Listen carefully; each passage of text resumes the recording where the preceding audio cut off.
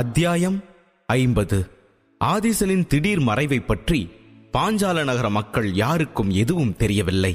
கடக வம்சத்து தலைவர் அங்கசீலர் ரகசியங்களை பாதுகாப்பதில் திறமைசாலிதான் என்று நினைத்து சிரித்துக்கொண்டே சமரன் சக்கரநந்த ஏலக்கூடத்தை நோக்கி நடக்க ஆரம்பித்தான். வழக்கம் போல அருகில் இருக்கும் குடிசைக்குள் நுழைந்து மருத்துவருக்கான கருப்பு உடைகளை மாற்றிக்கொண்டு ஏலக்கூடத்திற்குள் நுழைந்தான். உள்ளே நுழைந்தவுடன் நேரடியாக அவன் முக்கிய விருந்தினர் அறைக்கு சென்றான். அங்கே நித்யநந்தினி நாற்காலியில் அமர்ந்து தேநீர் அருந்திக் கொண்டிருந்தாள். முகம் தெரியாத மருத்துவர் உள்ளே வருவதைக் கண்டவுடன் சந்தோஷமாக எழுந்து நின்று வரவேற்றாள். அடடே, வாங்க விருந்தினரே, எங்க ஏலக்கூடத்தோட சிறப்பு விருந்தினர் மறுபடியும் எங்க ஏலக்கூடத்துக்கு வந்ததுல எனக்கு ரொம்ப சந்தோஷம். என்ன விஷயம் என்று கேட்டுக்கொண்டே சமரனுக்கும் ஒரு கோப்பையில் தேநீரை ஊற்றி குடிக்க கொடுத்தாள். சமரன் தேநீரை மேசை மீது வைத்துவிட்டு தன் பையிலிருந்து சிவப்பு நிற மோதிரத்தை எடுத்து அதை விரல்களால் தேய்த்தான். உடனே மேசையின் மீது 5 பச்சை நிற குப்பிகள் தோன்றியது. சொன்ன மாதிரியே 5 மிலாஞ்சி மாத்திரை குப்பிகள் இதுல இருக்கு, இது உங்களுக்கு தான் என்றான். சமரன் இப்போது தனது சொந்த குரலில் தான் பேசினான்.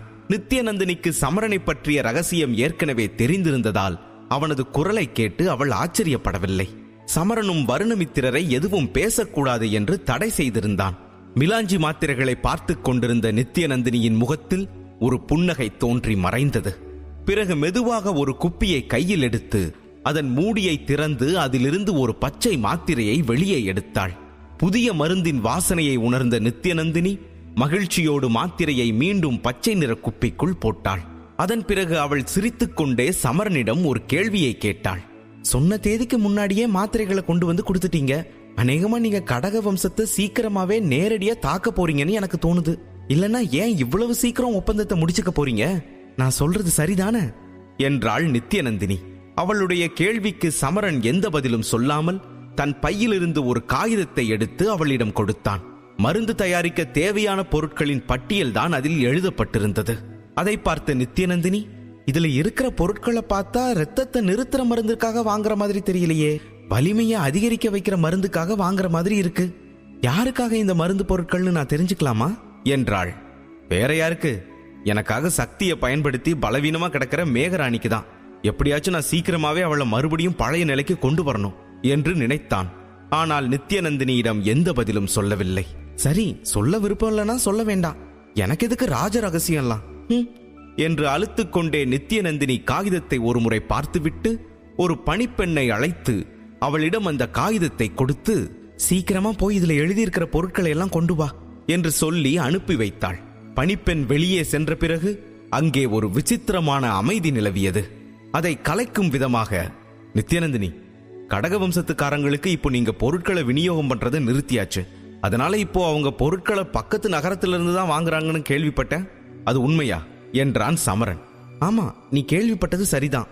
அவங்க மருந்துகளை பக்கத்து நகரத்துல இருக்கிற வளர்மதி ஏலக்கூடத்திலிருந்து தான் வாங்குறாங்க. ஆனா அங்க விலை எக்கச்சக்கமா இருக்கும். எங்க சக்கரநந்த ஏலக்கூடத்தை விட 4 மடங்கு விலை அதிகம்னா பாத்துக்கோயேன். கடக வம்சத்துக்காரங்க 4 மடங்கு விலை அதிகமா கொடுத்துதான் அவங்களுக்கு தேவையான பொருட்களை வாங்குறாங்க என்று சொல்லி சிரித்துக்கொண்டே சமரனை பார்த்தாள். ஆனால் சமரனின் வெளிப்பாட்டில் எந்த மாற்றமும் இல்லை. அதை பத்தி உனக்கு வேற ஏதாவது விஷயம் தெரியுமா என்று கேட்க அவள் வியப்போடு, வேற என்ன, ஏன் கேக்குற? அதை பத்தி தெரிஞ்சுக்கிட்டு நீ என்ன பண்ண போற? உன்னோட பார்வையே சரியில்லையே என்றாள். கொள்ளையடிக்கலான்னு முடிவு பண்ணிருக்கேன், அதனாலதான் கேக்குறேன். உனக்கு அந்த ஏலக்கூடத்தை பத்தியும் கடக வம்சத்துக்கும் அவங்களுக்கும் நடுவில் இருக்கிற வணிக தொடர்பை பத்தியும் வேற என்னெல்லாம் தெரியும் என்றான். அதை கேட்டு ஆச்சரியமடைந்த நித்யநந்தினி சமரனை மிகுந்த ஆச்சரியத்தோடு பார்த்தாள். சமரா, நீ நிஜமாவே ரொம்ப புத்திசாலிதான். உன்ன மாதிரி ஒரு எதிரி யாருக்குமே இருக்கக்கூடாது சமரா. கடக வம்சத்துக்காரங்களை நினைச்சா எனக்கே பாவமா தான் இருக்கு. இரு வர என்று சொல்லிவிட்டு அவள் அந்த அறையை விட்டு வெளியேறினாள். சிறிது நேரம் கழித்து அவள் மீண்டும் அறைக்குள் வந்தாள். அப்போது அவள் கையில் வேறொரு காகிதம் இருந்தது. அதை சமரனிடம் நீட்டி, 2 நாளைக்கு முன்னால வளர்மதி ஏலக்கூடத்திலிருந்து எனக்கு ஒரு செய்தி வந்தது. சரியா 2 நாளைக்கு முன்னாலதான் கடக வம்சத்துக்காரங்க வளர்மதி ஏலக்கூடத்திலிருந்து 4 லட்சம் தங்க நாணயங்களுக்கு பெருமான மருந்து பொருட்களை ஏலத்துல வாங்கியிருக்காங்க. அந்த நேரத்துல அவங்களால முழு காசையும் கொடுக்க முடியல. 1 லட்சம் தங்க நாணயங்களை மட்டும்தான் இது வரைக்கும் கொடுத்திருக்காங்க. இன்னும் 3 லட்சம் தங்க நாணயங்களை கடன் சொல்லியிருக்காங்க. அந்த ஏலக்கூடம் நாணயங்களை வாங்கிக்காமலே சரக்கு கொடுத்துட்டாங்களா என்றான் சமரன். ஆனா சரக்கு இன்னும் பாஞ்சால நகரத்துக்கு வந்து சேரல. இன்னைக்குதான் மருந்து பொருள் எல்லாமே பாஞ்சால நகரத்துக்குள்ள வருது. அதை வாங்கி மருந்த உற்பத்தி பண்ணி சந்தைப்படுத்திட்டு அதுக்கப்புறமா அந்த 3 லட்சம் தங்க நாணயங்களை திருப்பி கொடுக்க போறதா பேச்சு. பக்கத்து நகரத்திலிருந்து பாஞ்சால நகரத்துக்கு இன்னைக்குதான் சரக்கு வருது இல்லையா? அப்படின்னா அந்த மருந்து பொருட்களை வழியிலேயே கொள்ளையடிச்சிட்டா அது முடியாது, ரொம்ப கஷ்டம் என்றாள் நந்தினி. முடியாதா இல்ல கஷ்டமா? சரியா சொல்லு, ரெண்டுக்கும் நிறைய வித்தியாசம் இருக்கு என்றான் சமரன். மருந்து பொருட்களை ரொம்ப ரொம்ப பாதுகாப்பா தான் கொண்டு வருவாங்க. அதை சுத்தி பாதுகாப்புக்கு நிறைய ஆளுங்க இருப்பாங்க. மகா யோக நிலையில் இருக்கிற ஒரு மாவீரனும் அபராஜிதன் தரத்துல இருக்கிற பல வீரர்களும் பாதுகாப்புக்காக கூடவே வருவாங்க. அதனாலதான் சொல்றேன், அதை கொள்ளையடிக்கிறது ரொம்ப ரொம்ப கஷ்டம் என்றாள். அப்படியா? சரி, அதையும் ஒரு கை பாத்திர வேண்டியதுதான் என்று சொல்லிக்கொண்டே அவள் கையில் இருந்த காகிதத்தை வாங்கி தன்னுடைய மோதிரத்திற்குள் மறைத்து வைத்துக் கொண்டான் சமரன். வழியில களவு போக போற பொருட்களுக்காக கடக வம்சத்துக்காரங்க 4 லட்சம் தங்க நாணயங்களை செலவு பண்றாங்களே, அதை நினைச்சாதான் கொஞ்சம் கஷ்டமா இருக்கு என்று சொல்லிக் கொண்டிருக்க மருந்து பொருட்களோடு பணிப்பெண் மீண்டும் அந்த அறைக்குள் நுழைந்தாள். அவள் மருந்துகளை ஒரு தட்டில் வைத்து கொண்டு வந்திருந்தாள். சமரன் எதுவும் பேசாமல் அனைத்து பொருட்களையும் எடுத்து தனது சிவப்பு நிற மந்திர மோதிரத்திற்குள் மறைத்து வைத்துக் கொண்டான். சமரனின் இந்த அணுகுமுறையை பார்த்த நித்யநந்தினி, ஆனாலும் இந்த சமரனுக்கு வயசுக்கு மீறின திறமைகள் தான், இவன் கண்டிப்பா ஜெயிக்க பிறந்தவன் தான் என்று நினைத்துக் கொண்டாள். ஏலக்கூடத்திலிருந்து வெகு தொலைவில் மருந்து பொருட்களுடன் ஒரு பெரிய வாகனம் பாஞ்சால நகரை நோக்கி வந்து கொண்டிருந்தது. ரதம் போன்ற அந்த பெரிய வாகனத்தை பல வீரர்கள் ஒன்று சேர்ந்து இழுத்து கொண்டு வந்து கொண்டிருந்தனர். அவர்கள் கடும் வெயிலில் நடந்து கொண்டிருந்தனர். அனைவரும் வியர்வையில் நனைந்திருந்தார்கள். சிலர் தங்கள் நெற்றியில் இருந்த வியர்வையை கைகளால் துடைத்தெறிந்தனர். சிலர் தங்கள் கண் இமைகளில் கூட வியர்வை தேங்கி இருப்பதை உணர்ந்தனர். அந்த பெரிய வாகனத்துக்கு பின்னால் ஒரு சிறிய குதிரை வண்டியும் வந்து கொண்டிருந்தது. அந்த வண்டிக்குள் தான் மகா யோக நிலையில் இருந்த சுந்தர நிலவன் எனும் முதியவர் அமர்ந்திருந்தார். வண்டியை தள்ளிக் கொண்டிருந்த வீரர்கள் களைப்பு மறைய அவர்களுக்குள் பேசிக்கொண்டே நடந்தனர். அடே மருதா, இவ்வளோ பொருட்களையும் நம்ம தலைவர் எதுக்குடா ஒரேடியா வாங்குறாரு? இதுவரைக்கும் அவர் இவ்வளோ பொருளை வாங்கி நான் பார்த்ததே இல்லையே. அதுவும் நம்ம ஊர்ல வாங்காம பக்கத்து ஊர்ல போய் எதுக்காக வாங்கணும் என்றான் ஒருவன். ஏன், பக்கத்து ஊர்ல வாங்குறதுல உனக்கு என்ன பிரச்சனை? வண்டியை தள்ளதான் காசு கொடுக்கறாங்கல்ல, அப்புறம் என்ன? வாயை மூடிக்கிட்டு வேலையை பாருடா என்றான் மற்றொரு வீரன். நம்ம ஊர்லயே வாங்கியிருந்தா இதை பாதுகாக்க இத்தனை பேர் தேவைப்பட்டிருக்காதுல்ல, தைரியமா வாங்கியிருக்கலாமே, அதுக்காக தான் கேட்டேன் என்றான் முதல் நபர். டேய், இதெல்லாம் பெரிய இடத்து விவகாரம், நமக்கு எதுக்கு அதெல்லாம்? நம்ம வேலை என்ன? இந்த வாகனத்தில் இருக்கிற பொருளை பாதுகாப்பா கொண்டு போய் சேர்க்கணும், அவ்வளவுதானே? அதை செய்வியா? அதை விட்டுட்டு ஏன் எதுக்குன்னு கேள்வி மேல கேள்வி கேட்டா எனக்கு மட்டும் எப்படிடா தெரியும்? நானும் உன் கூட தானே வரேன் என்று அழுத்து கொண்டான் இரண்டாம் நபர். ஏன்பா, மருந்து பொருளை போய் யாருடா கொள்ளையடிக்க போறாங்க? இதுக்கு எதுக்கு இவ்ளோ பாதுகாப்பு என்றான் முதல் நபர். கொள்ளையடிக்கிற அளவுக்கு முக்கியமான பொருள்ங்கிறதுனால தானே இவ்ளோ பாதுகாப்பு போட்டிருக்காங்க. அதுக்காக தானே சுந்தர நிலவன் ஐயாவே நம்ம கூட வராரு என்றான் இரண்டாம் நபர். அந்த சுந்தர நிலவன் என்ன அவ்வளோ பெரிய ஆளா என்றான் முதல் நபர். ஏய், பொறுமையா பேசுடா. சுந்தர நிலவன் ஐயாவை பத்தி தெரியாம எதுக்குடா நீ எல்லாம் கடக வம்சத்துல இருக்க? அவர் யாரு தெரியுமா? கடக வம்சத்து மூத்த உறுப்பினர்கள்ல ஒருத்தர். மகா யோகி நிலையில 3 நட்சத்திர மதிப்பு உள்ளவர், ரொம்ப ரொம்ப சக்தி வாய்ந்தவர் என்று சொல்லிக் கொண்டிருக்க அருகில் இருந்தவன் எதிரில் எதையோ கண்டு ஸ்தம்பித்து நின்றான். அதே நேரம் சுந்தர நிலவன் அவர் வண்டியில் வசதியாக அமர்ந்திருந்தார். ஆனால் அவருடைய மனம் அமைதியாக இல்லை. சாதாரண மருந்து பொருளை கூட 4 மடங்கு விலை கொடுத்து வாங்க வேண்டிய நிலைக்கு ஆளாயிட்டோமே. இது எல்லாத்துக்கும் காரணம் அந்த தாரைய வம்சம் தான். அவங்கள நான் அழிக்காம விடமாட்டேன் என்று நினைத்துக் கொண்டே பொருட்கள் அனைத்தும் பாதுகாப்பாக இருக்கிறதா என்பதை அவ்வப்போது எட்டி பார்த்து உறுதிப்படுத்திக் கொண்டார்.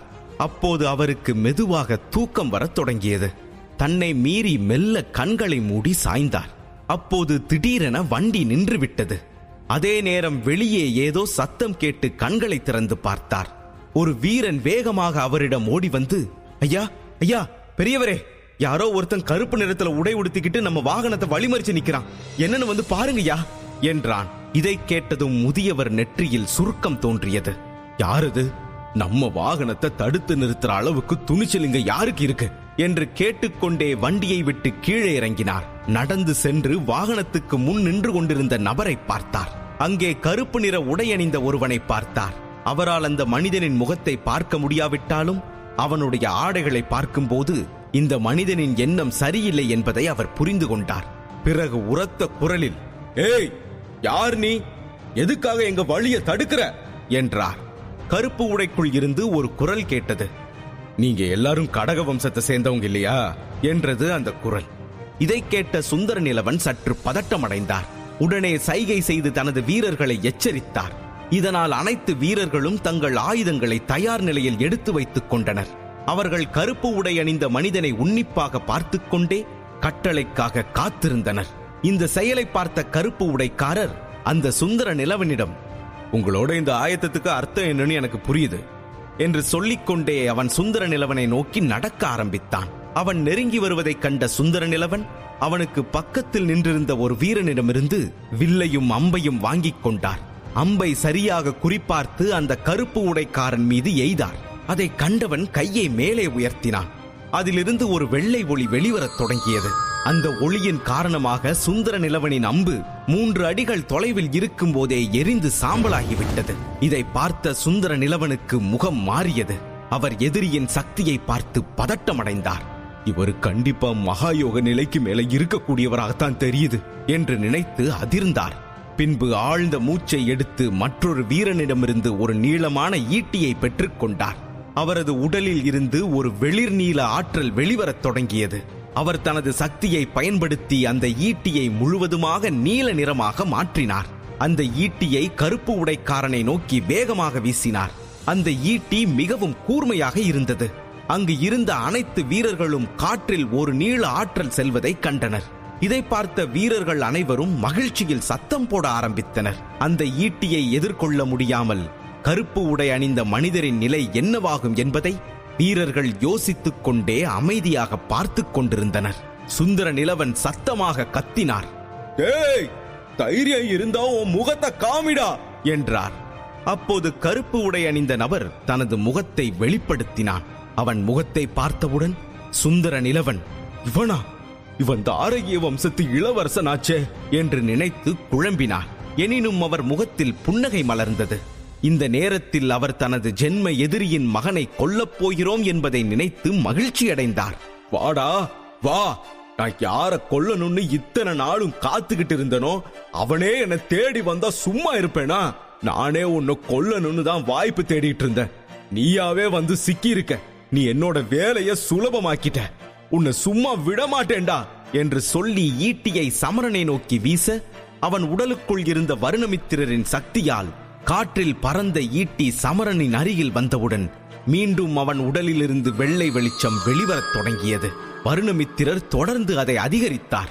பின்னர் அந்த ஒளி அந்த ஈட்டியை மட்டுமின்றி தூரத்தில் இருந்த சுந்தர நிலவன் மற்றும் பல வீரர்களையும் எரித்து சாம்பலாக்கியது. திடீரென்று அனைத்து வீரர்களின் மகிழ்ச்சியும் துக்கமாக மாறிவிட்டது. சுந்தர நிலவன் இறந்தது தெரிந்தவுடன் அனைத்து வீரர்களும் கொந்தளிக்கத் தொடங்கினர். மேலும் இந்த வாய்ப்பை பயன்படுத்தி சில மருந்துகளை திருடவும் முயற்சித்தனர். இதை புரிந்து கொண்ட வருணமித்திரர் அந்த வெள்ளை ஒளியை அதிகரித்து ரதம் போன்ற வாகனத்தை முழுவதுமாக எரித்து சாம்பலாக்கினார். பாஞ்சால நகரத்திற்கு வெளியில் நடந்த இந்த பெரும் விபத்து அங்கசீலரின் காதுகளை எட்டியது. அவர் ஆலோசனை மன்றத்தில் தனியாக அமர்ந்திருந்தார். ஒரு வீரன் ஓடி வந்து விபத்தில் நடந்தவற்றை அவரிடம் கூறினான். என்னது, தீயில மருந்து பொருள் எல்லாம் அழிஞ்சு போச்சா? வீரர்களுக்கெல்லாம் என்னாச்சு என்று கோபமும் பதட்டமும் நிறைந்த தொனியில் கேட்டார். அவருடைய கோபத்தைக் கண்டு அந்த வீரன் பயந்து நடுங்கினான். ஆமா தலைவரே, நம்ம சுந்தர நிலவன் ஐயா கூட தீயில கருகி இறந்து போயிட்டாரு. எல்லா வீரர்களும் இறந்து போயிட்டாங்க. அதுல இருந்து எப்படியோ தப்பிச்சு வந்துட்டேன் என்றான். அங்கசீலர் அதிர்ச்சியோடு நாற்காலியில் சாய்ந்தார். அவரது நெற்றியில் வியர்வை வழியத் தொடங்கியது. அவரது முகத்தை பார்த்தபோது அந்த வீரனுக்கும் பயம் வந்து விட்டது. நீ என்ன உளர்ற? ஒரே ஒருத்தன் நம்ம அத்தனை வீரர்களையும் காலி பண்ணிட்டானா? நான் பாதுகாப்புக்கு அனுப்புனதை யாருன்னு நினைக்கிற? சுந்தர நிலவன. அவர் ஒன்னும் சாதாரண ஆள் இல்ல. மகாயோக நிலையில 3 நட்சத்திரங்களை வாங்கினவர். அவரை கொல்ற அளவுக்கு யாருக்கு இவ்வளவு சக்தி இருக்கு என்றார். சமரன் மாவீரனாகும் தருணத்தை தெரிந்து கொள்ள உடனே பாக்கெட் எஃப்எம் டவுன்லோட் செய்து இலவசமாக கேளுங்க. போர் கண்ட சிங்கம். லிங்க் டிஸ்கிரிப்ஷனில் கொடுக்கப்பட்டுள்ளது.